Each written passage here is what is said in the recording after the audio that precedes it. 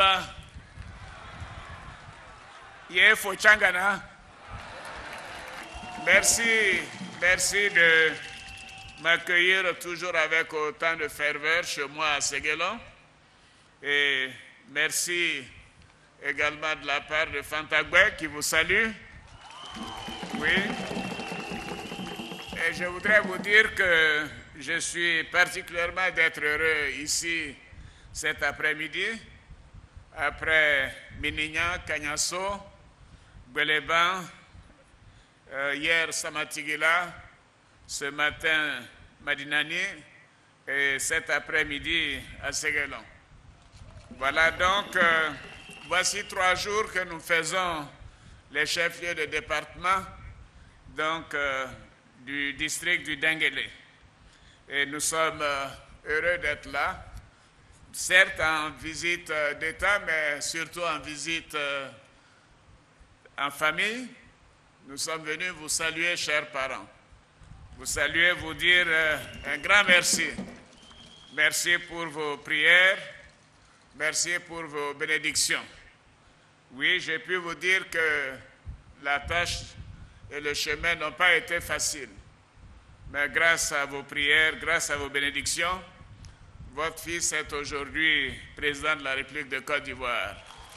Donc je peux dire très sincèrement qu'Ayadouaoum Nana.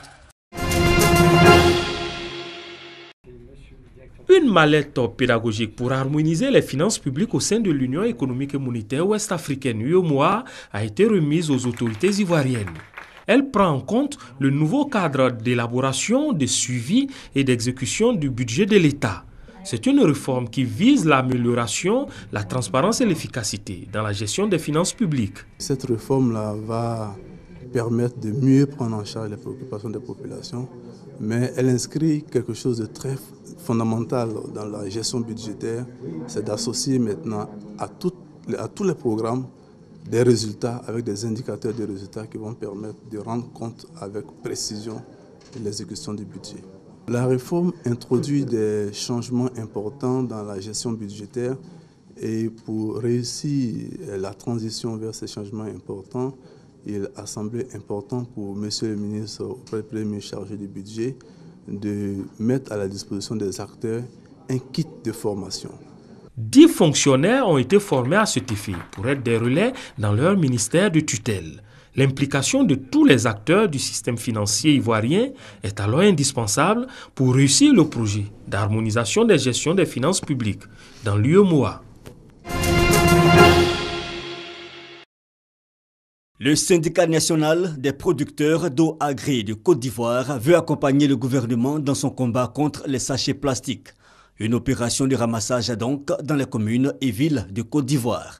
Elle est dénommée Opération Zéro Déchet de sachets plastiques en Côte d'Ivoire. Notre action est de débarrasser la Côte d'Ivoire de tout ce qui est déchets du plastique. L'action que nous voulons poser, c'est une action citoyenne pour accompagner l'État dans l'optique de rendre nos villes et partant notre pays propre.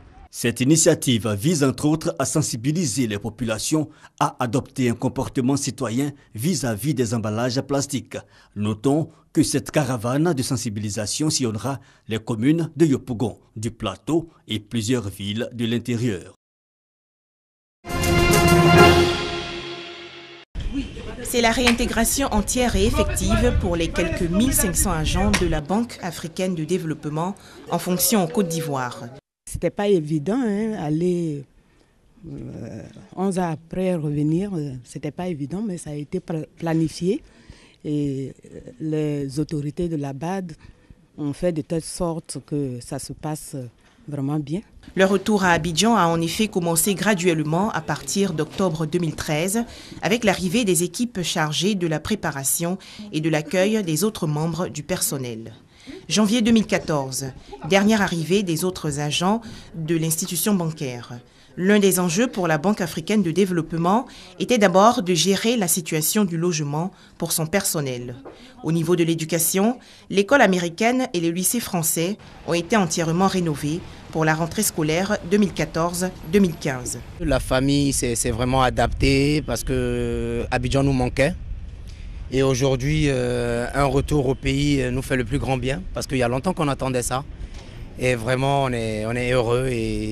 Aujourd'hui, les agents de la BAD préparent activement les assemblées annuelles 2015 de l'institution. La rencontre qui va se tenir à Abidjan du 25 au 29 mai prochain verra la participation de plus de 4000 personnes venant des pays membres régionaux et non régionaux. Les travaux porteront également sur l'élection du nouveau président de la Banque africaine de développement.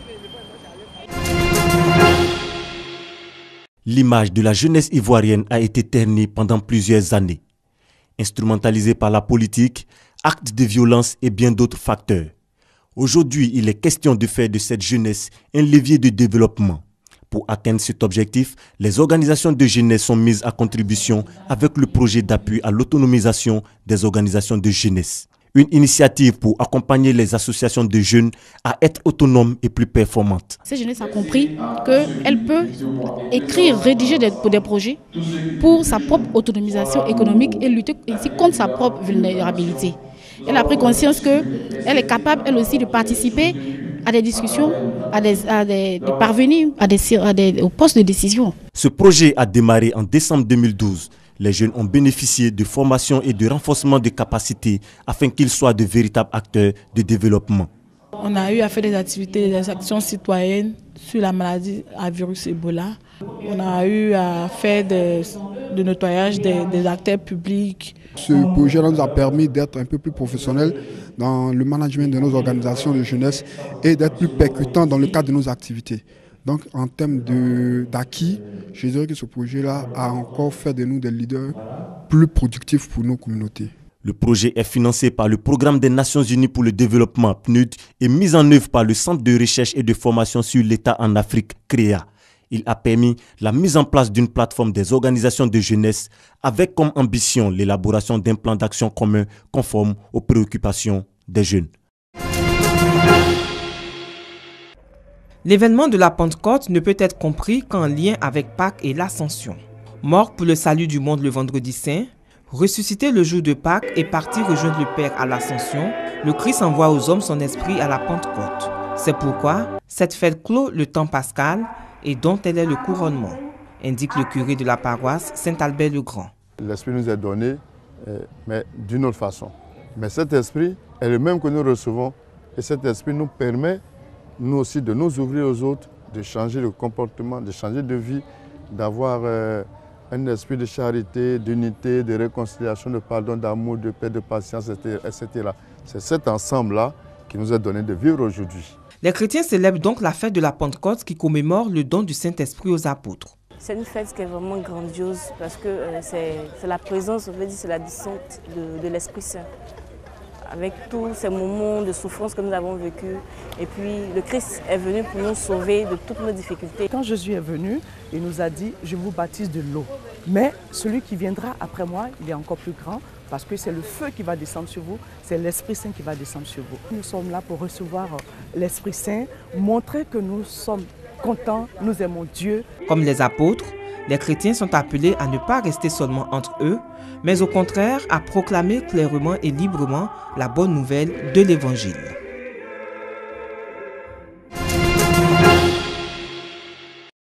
Fatim Sibé est élève en classe de 3e au Collège moderne du Plateau.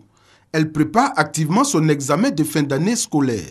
Pour se donner toutes les chances de réussir, elle allie études et prières. Elle se rend donc à la mosquée pour participer à la journée nationale de prière pour l'école ivoirienne. Je suis venue assister à cette cérémonie qui est la prière du vendredi. Pour que cette année, nous ayons tous le PPC, ceux qui passent le bac pareil. Que Dieu fasse que cette année soit une année de merveille. Comme elle, Jean-Steve est également en classe d'examen. Il se rend à l'église. L'initiative est du ministère de l'Éducation nationale et de l'enseignement technique en collaboration avec la plateforme des confessions religieuses pour l'école. Cette journée a pour objectif de confier à Dieu l'année scolaire qui s'achève et solliciter son aide, son assistance et sa protection en faveur de toute la communauté éducative à l'occasion des examens scolaires de fin d'année. C'est une initiative qui a été prise par Madame le ministre de l'Éducation nationale de faire en sorte que la dimension que nous connaissons qui est pédagogique et administrative soit appuyée, soutenue par la dimension la plus importante, qui est la dimension de la spiritualité. Ces enfants doivent se confier à Dieu, mais doivent rester dans la sagesse. Il faut éviter de tricher. Dès qu'il y a la malhonnêteté, on a pris l'assistance de Dieu. Cette activité, qui a sa 5e édition, se déroule sur toute l'étendue du territoire national, dans les mosquées et églises. Rappelons que les examens scolaires de fin d'année pour l'année 2014-2015 démarrent le mardi 26 mai avec le concours d'entrée en 6e. Le 57e pèlerinage militaire international de Lourdes en France a vu la participation de 43 pays d'Afrique, d'Europe, d'Asie et d'Amérique. La Côte d'Ivoire est à sa 17e participation. En marge de ce pèlerinage, plusieurs activités ont été menées par la délégation ivoirienne. Les 67 pèlerins ont encore vécu le chemin de croix, qui est l'itinéraire de Jésus-Christ depuis son arrestation au Jardin des Oliviers jusqu'à sa crucifixion sur la croix. Ce chemin de croix, il est toute notre vie. Il est la vie du chrétien. Nous sommes disciples d'un Dieu qui est mort en croix.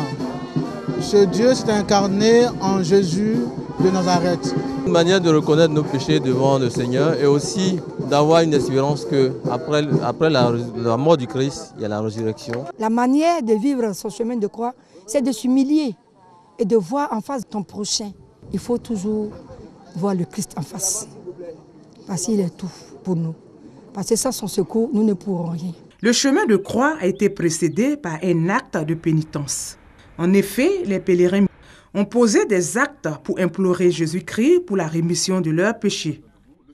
Avec cette preuve d'amour faite par le Christ pour le salut de l'humanité, les pèlerins militaires ivoiriens entendent eux aussi vivre à l'image du Christ en posant des actes forts d'amour.